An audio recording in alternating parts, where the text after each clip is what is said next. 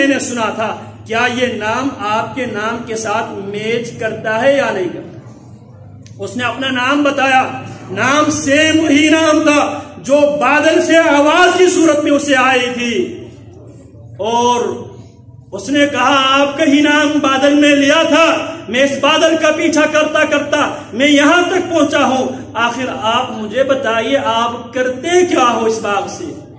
کہنے لگا اگر تو نے پوچھ ہی لیا ہے تو میں تمہیں بتا دیتا ہوں، میں اس پورے باغ سے جو کچھ پورا جو پیداوار ہے، کل پیداوار ہے، میں اسے 3 حصوں میں تقسیم کرتا ہوں، 3 حصوں میں سے 1 حصہ اللہ کے راستے میں دیتا ہوں، 1 حصہ اپنے بیوی بچوں اپنے گھر کے اخراجات میں اسی سے نکالتا ہوں، اور 1 حصہ اسی میں لگاتا ہوں۔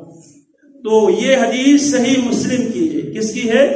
صحیح مسلم کی حدیث ہے۔ بخاری کے بعد حدیث کی دوسری سب سے معتبر ترین کتاب صحیح مسلم۔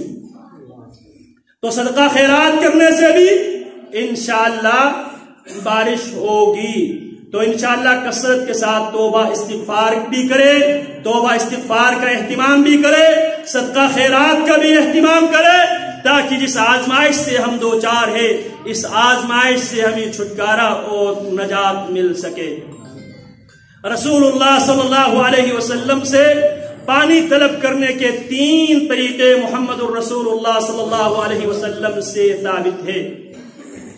ایک طریقہ ہم وہ بھی کریں گے انشاءاللہ اللہ کی توفیق سے کہ آپ علیہ السلام خطبہ دے رہے تھے، دوران خطبہ ایک صحابی آیا، سیدنا انس رضی اللہ عنہ بیان کرتے ہیں، اور اس حدیث کو امام بخاری نے صحیح بخاری میں نقل کیا ہے، لمبی حدیث ہے، اسے میں ایک بار عرض کر چکا ہوں، خطبہ جمعہ کے مسائل بیان کرتے ہوئے میں یہ بات عرض کر چکا ہوں۔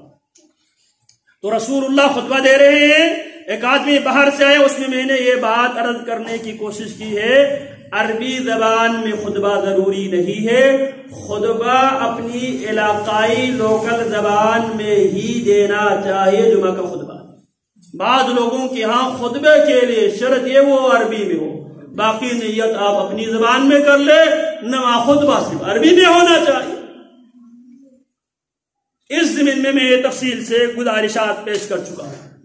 تو رسول اللہ صلی اللہ علیہ وسلم اگر خطبہ عربی اس زمین میں اس انداز میں نے پیش کیا تھا، اگر وہ عربی زبان میں نماز والی کیفیت ہوتی تو نماز میں کسی سے ہم کلام ہونا شرعاً جائز نہیں ہے، جبکہ رسول اللہ دوران خطبہ اس آدمی سے مکالمہ کرتے ہیں، وہ آدمی اللہ کے نبی سے درخواست کرتے ہیں، اللہ کے حبیب خشک سالی کی وجہ سے، بارش نہ ہونے کی وجہ سے بچے بھوکے ہیں، جانور مر رہے ہیں، اللہ سے دعا کرے اللہ بارش برسا دے۔ میرے نبی نے اسی موقع پہ ہاتھ اٹھا کر دعا کی، لوگوں نے بھی ہاتھ اٹھا کر دعا کی۔ جہاں پہ میرے نبی سے ہاتھ اٹھا کر اجتماعی دعا کرنا ثابت ہے، ہم لوگوں کی ملامت کو خاطر میں نہ لاتے ہوئے ہم انشاءاللہ ہاتھ اٹھا کر دعا کریں گے۔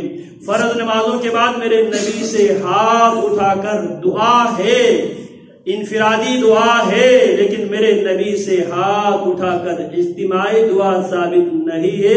لوگ ہمارے بارے میں جو رائے قائم کرنا چاہے کر لے، جو کام مصطفیٰ سے ثابت نہیں ہے ہم نہیں کریں۔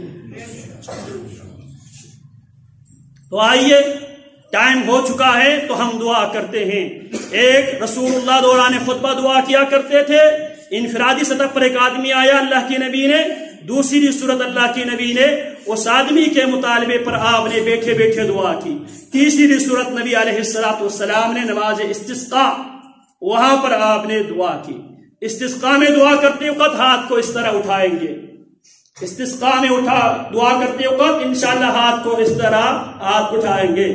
انشاءاللہ جمعرات کو بھی کل بھی ہم نے اہتمام کیا تھا، بارش نہ ہونے کی صورت میں انشاءاللہ بروز